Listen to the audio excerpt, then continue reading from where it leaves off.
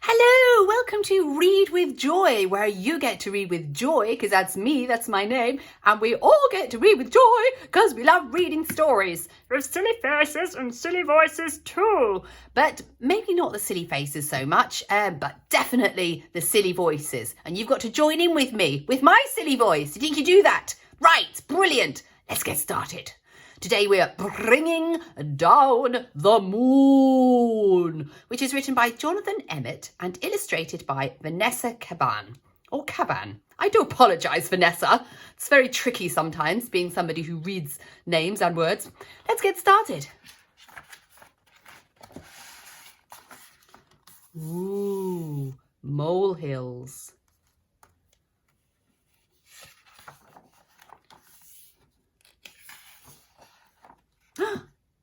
Hot diggity! Exclaimed Mole as he burrowed out of the ground one night. Whatever is that? The moon was hanging in the sky above him like a bright silver coin. Mole thought that it was the most beautiful thing he had ever seen. Whatever it is, I must have it, Mole said to himself. I know, I'll jump up and pull it down. Thump, thump, thumpity bump. Mole was so busy jumping, he didn't think about the noise he was making, and he woke up Rabbit in her burrow. Whoops. Moo, said Rabbit. What on earth do you think you're doing? Hello, Rabbit, said Mole. I'm trying to pull down that shiner thing. You mean the moon? Asked Rabbit. So that's what it's called, said Mole.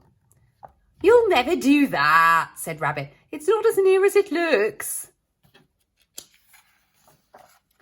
But Mole would not give up.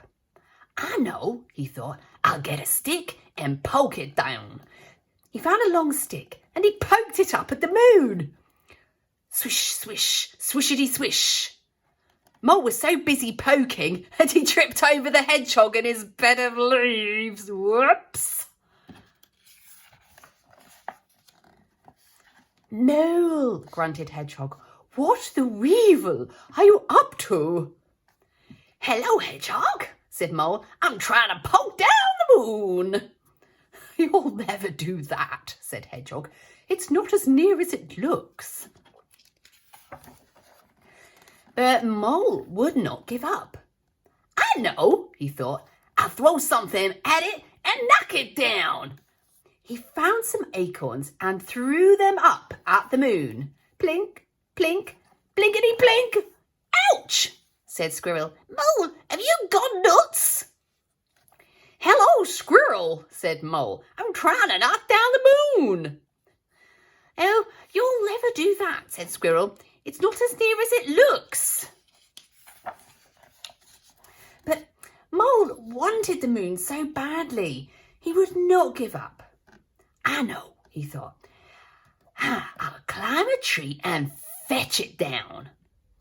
Mole had never climbed a tree before. It was hard work. And he was scared to be so far from the ground. But he kept on going until he saw the moon resting in the leaves above him.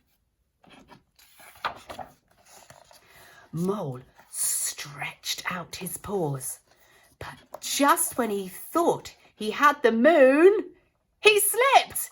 Oh, eek, ouch, oh! Mole tumbled down and landed splash into the middle of a puddle. Hot dang diggity dryad, thought Mole. I almost hated it that time. Then he noticed something floating in the puddle beside him. It was pale and wrinkled, but Mole recognised it at once. The moon, whispered Mole. It must have fallen down with me.